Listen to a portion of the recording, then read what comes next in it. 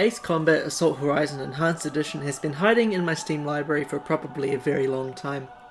I don't know how it got there, but my theory is that at one time in my life I was too happy for my own good. Everything was going great. I was healthy, positive and successful with grades and whatnot. Something was clearly wrong, so to balance it out I must support this game, knowing that it would create a healthy middle ground with my happy side and my not happy side. Sort of semi-cynical but empathetic and forgiving at the same time. Unfortunately, I managed to erase purchasing this game from my memory at that point, so I ended up playing it at a stage in my life where my general mood can only be described as, yeah, okay. And now I'm sitting here after finishing this game and not knowing how to do this video. I think what I'll do is bullet point the cons and talk briefly about the pros, because yes, surprisingly there are good things in this game. Unfortunately, they're overshadowed by the flood of feces that the game sends towards you at 2000 km per hour. First though, let me explain my previous experiences with the Ace Combat series. I haven't actually played any of the other Ace Combat games, but I've heard that they're usually pretty damn good. I've seen my mate play one of them on his PS2 a while ago, and I listened to some of the music from time to time. That's about it really. This is the first Ace Combat game I've played, and I was, as you might have figured out, not impressed. 1. Dogfight mode. If you get close enough with an enemy plane, you can press R1 and L1 simultaneously to follow behind. This will enter dogfight mode and basically makes every enemy plane encounter trivial. Well, every basic enemy plane. The problem is that this mode allowed them to lazily put you on rails to experience set pieces like buildings breaking down or flying through narrow gaps. What's worse is that you can tell when this is going to happen. Suddenly the plane in front of you doesn't die with one rocket and a few machine gun hits, and decides to swerve all over the place on fire until you get to the beginning of the scripted event. It's immersion breaking and annoying, especially since if you die you will see this moment again and again and again and again. This mode wouldn't be that bad usually, but they made it so you can't complete the game without it. Great. It's ridiculous and irritating. Quite frankly, they should have taken it one step further, changed all the pilots' genders and called it catfight mode. Any moment where this game made fun of itself would be a welcome sight. Which brings us to number 2, the story.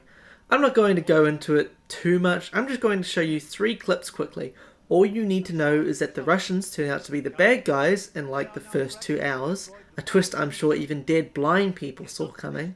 Also, these 2 clips are the first time you see the specific characters I will zoom in on. They are bad guys, it's very subtle, you'll see. Send the assault teams. We'll support them with the AC-130. We can avoid the ruins and the civilian areas. I say blow the whole damn place back to the Stone Age where it belongs. Who are you sending to the Stone Age now, Captain? General, we have reports of Russians among the rebels. Impossible. Major Illich heard them speaking too, sir. The Major must have been confused.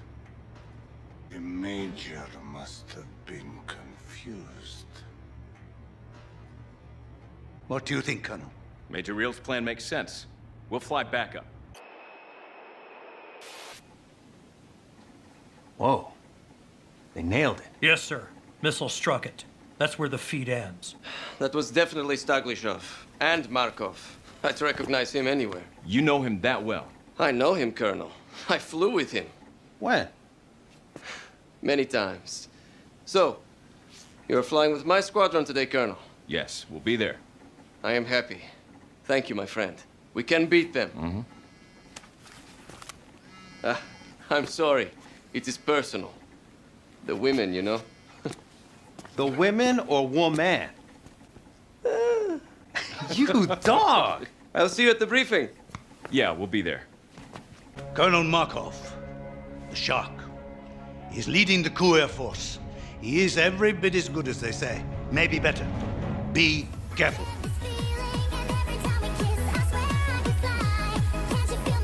Hey, Colonel. You thinking about that shark bastard? Yeah, I'm gonna nail that son of a bitch. we are Guts. So yeah, that's the best the story gets. I'm serious. The game is full of the most blatant cliches and terribly cheesy dialogue that even George Lucas would reel back from. And yes, in case you're wondering, that was a QuickTime event in a briefing room, and yes, it was the only one in that cutscene.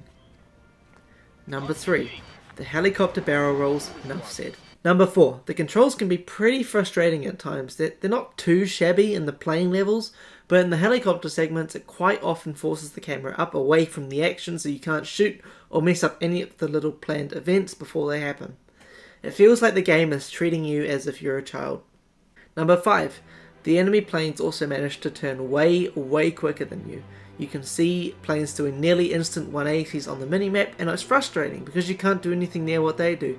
You end up doing 360s very slowly if there's only a couple of planes left to defeat, and what's worse is that you can't even no-scope everyone. It's like a 360 quickscope at best, and we all know that doesn't count.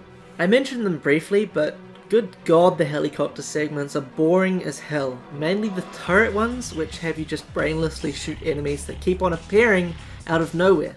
The ship mission specifically was one of the most obnoxious levels I've ever played in a video game. Number 7. It seems like the director of the game had just finished playing Call of Duty 4 and felt the need to mesh that with his series. What could go wrong? Everything. Everything could go wrong. The AC-130 mission isn't really that bad, it's just okay. I remember the one in COD 4 fondly, whereas this one was just lackluster. Also Russians being the bad guys, the Trinity bomb blowing up at the start after a mission, it all just left a bad taste in my mouth. Actually, that might have been the ham that expired a month ago. Number 8. The checkpoints. Pretty simple stuff. I can forgive bad checkpoints in games. I love Jak 2, and that has absolutely terrible checkpoints.